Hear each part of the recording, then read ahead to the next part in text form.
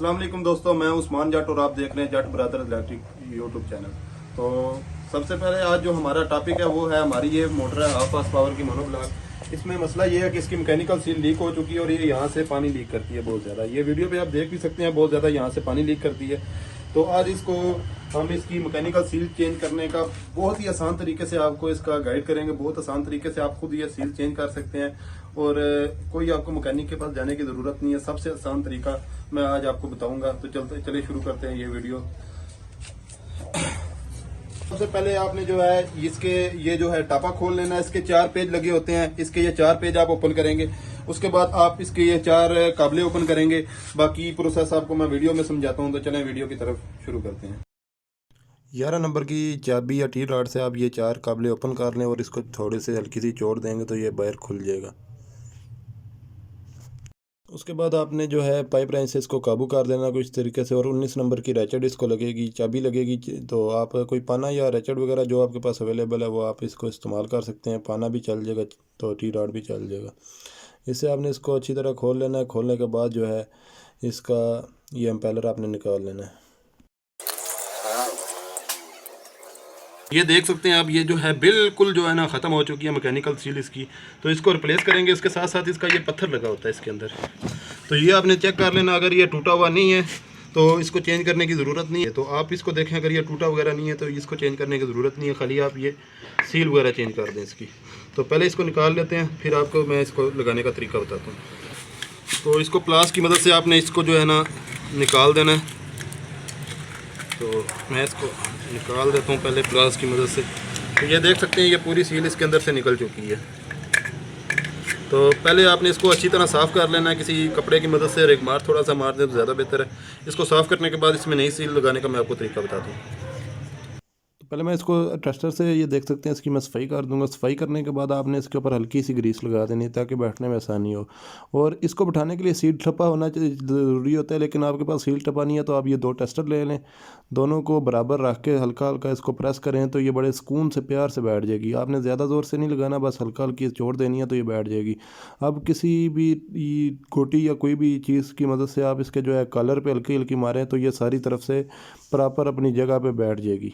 तो ये बहुत बेहतरीन तरीके से बैठ जाती है। अगर आपके पास सील ठप्पा नहीं है तो आप इस तरीके से कर सकते हैं। अगर आपके पास सील ठप्पा पड़ा हुआ है तो वो भी बेहतर है, तो उससे ज़्यादा बेहतर बैठ जाती है। लेकिन मैंने फ़िलहाल आपके लिए टेस्टर से बिठाई है। तो देख सकते हैं बड़ी बेहतरीन तरीके से बैठ गई है।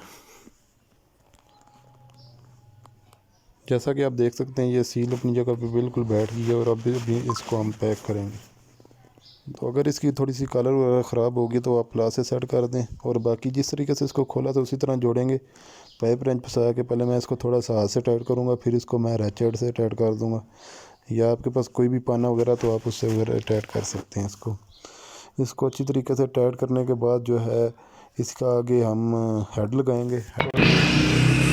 बंद करने से पहले ये एक इसका जैन होता है, ये भी आपने देखना है। ये अगर कोई टूटा हुआ है या कोई क्रैक वगैरह है तो इसको आपने चेंज कर देना है। तो ये भी बिल्कुल ठीक है। मैं इसी के ऊपर जो है ना इसको जो है लगा देता हूँ। तो ये जो 4 काबले मैंने खोले थे वो इसको दोबारा उसी तरह तरीके से टाइट करेंगे।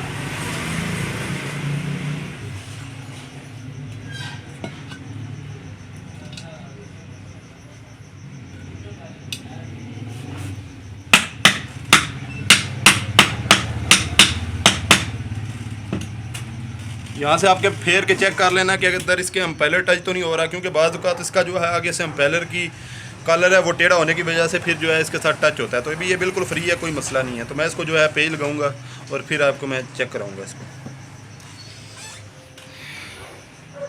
पेज लगाते वक्त आप कोशिश करें इस पर हल्की हल्की ग्रीस लगा लें ताकि नेक्स्ट टाइम खोलने में थोड़ी सी आसानी पैदा हो।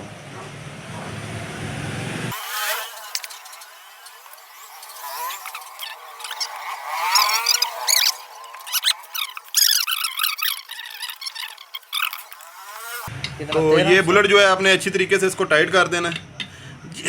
तो बाकी आप इसको चेक करने का जो तरीका कार है वो ये है कि आप यहाँ से इसको पकड़ें, इसको बंद कर दें या वहाँ से बंद कर दें। क्योंकि इसकी यहाँ से ये देख सकते हैं आप नोजल क्रैक है।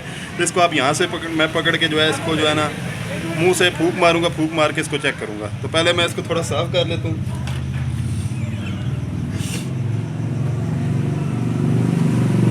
तो अब इसको चेक करना है इसको फूंक मार के।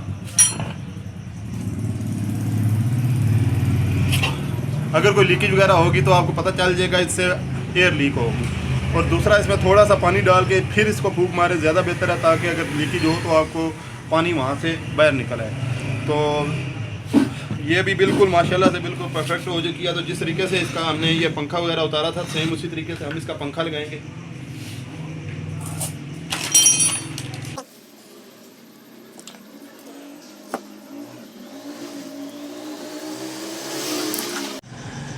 तो सारा काम फाइनल होने के बाद आपने ना इसमें पानी डाल देना, पानी से थोड़ा सा इसको भर देना और थोड़ी देर के लिए छोड़ देना। अगर कोई लीकेज वगैरह नहीं है तो ये बिल्कुल ठीक हो जाती है अपनी। और दूसरा तरीकाकार ये है कि थोड़ा सा पानी डाल के फिर आप मारे, अगर लीकेज होगी तो पानी वहाँ से थोड़ा सा बाहर निकलेगा। तो अभी ये इसमें बिल्कुल ज़रा लीकेज नहीं है, ये बिल्कुल ठीक हो चुकी है। बाकी इंशाल्लाह ये जो है पानी अपने जेन्युइन प्रेशर के साथ उठाएगी। तो ये बिल्कुल छोटा सा एक आसान सा तरीकाकार है। ये काम आप घर में खुद भी कर सकते हैं, इसमें कोई मुश्किल काम नहीं है। तो मिलते हैं इंशाल्लाह नेक्स्ट इंटरेस्टिंग वीडियो के साथ। अपना बहुत सारा ख्याल रखिएगा। अल्लाह हाफ़िज़।